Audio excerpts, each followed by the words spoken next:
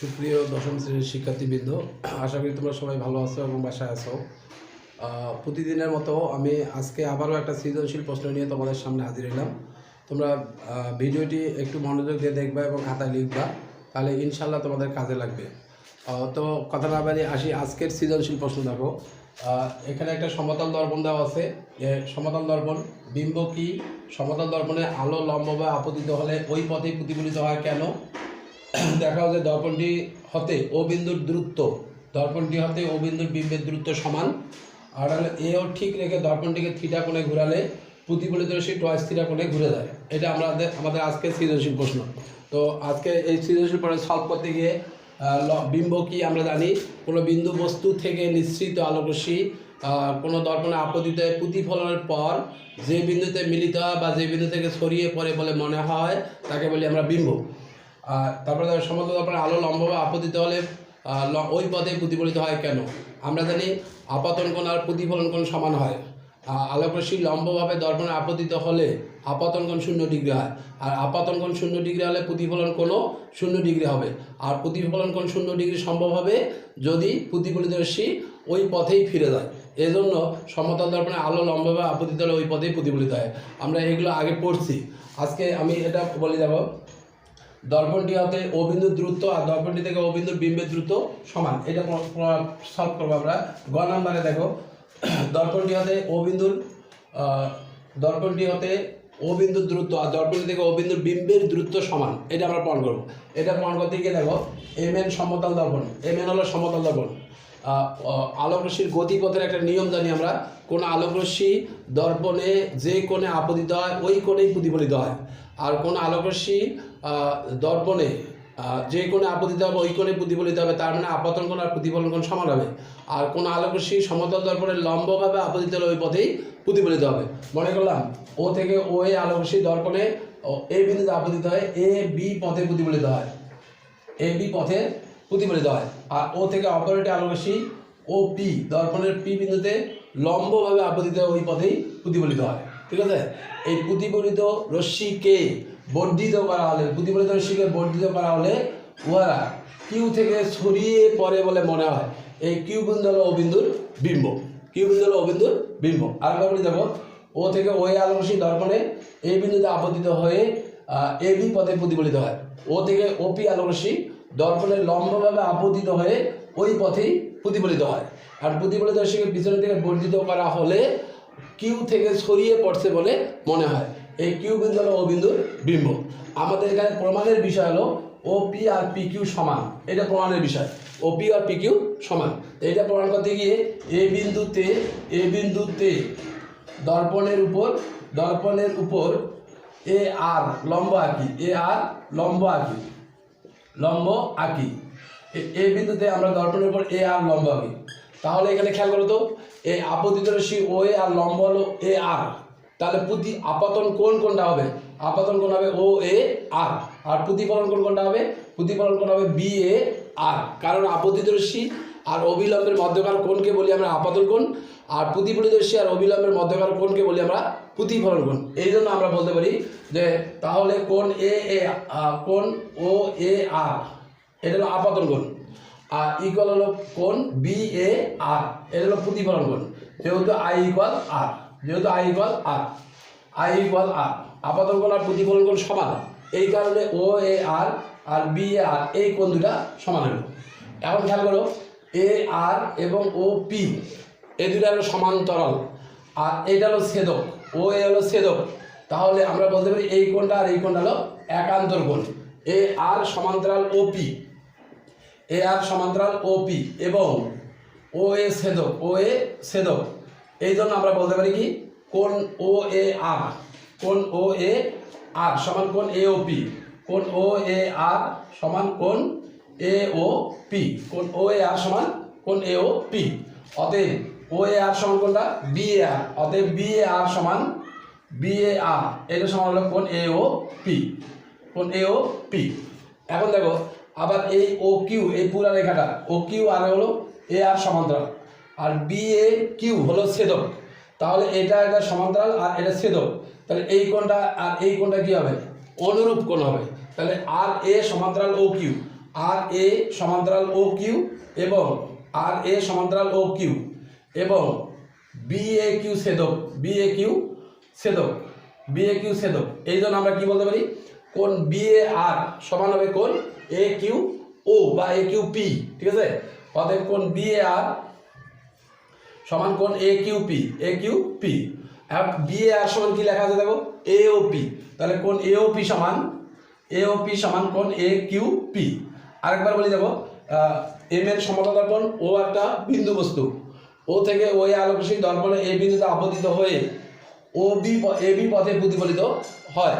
ও থেকে অপরাটি আলোকরশ্মি O P দর্পণের লম্বভাবে আপতিত ওই পথেই প্রতিফলিত হয়। প্রতিফলিত রশ্মিকে পিছনের দিকে বর্ধিত করা হলে কিউ থেকে ছড়িয়ে পড়ে বলে মনে হয়। কিউ বিন্দু হলো ও বিন্দুর অবাস্তব বিম্ব। আমরা এখন দেখাবো O P R P Q সমান, এটা দেখাবো। এটা দেখাতে গিয়ে এ বিন্দুতে দর্পণের উপর এ আর লম্বা আঁকি, তাহলে ও এ আর আপাতন কোণ বি এ আর হলো প্রতিফলন কোণ, তাহলে আপাতন কোণ আর প্রতিফলন কোণ সমান আমরা জানি, এই জন্য ও এ আর ইকুয়াল হলো বি এ আর। এখন দেখো ও পি সমান্তরাল আর এ আর হলো ও এ হলো ছেদক, এই জন্য ও এ আর এ ও পি এই দুটা সমান, ও এ আর ইকুয়াল বি এ আর, আপাতন কোণ সমান প্রতিফলন কোণ। এখন ও পি আর এ দুইটাই দর্পণের উপর লম্ব, তাহলে একটা রেখার উপর যদি একাধিক লম্ব রেখা থাকে সেই লম্ব রেখাগুলো কি হয়, সমান্তরাল হয়। এই জন্য আর এ আর ও পি এই দুটা সমান্তরাল এবং ও এ তাদের ছেদক, এই কারণে কোণ এ ও পি সমান কোণ ও এ আর, যেহেতু একান্ত কোণ।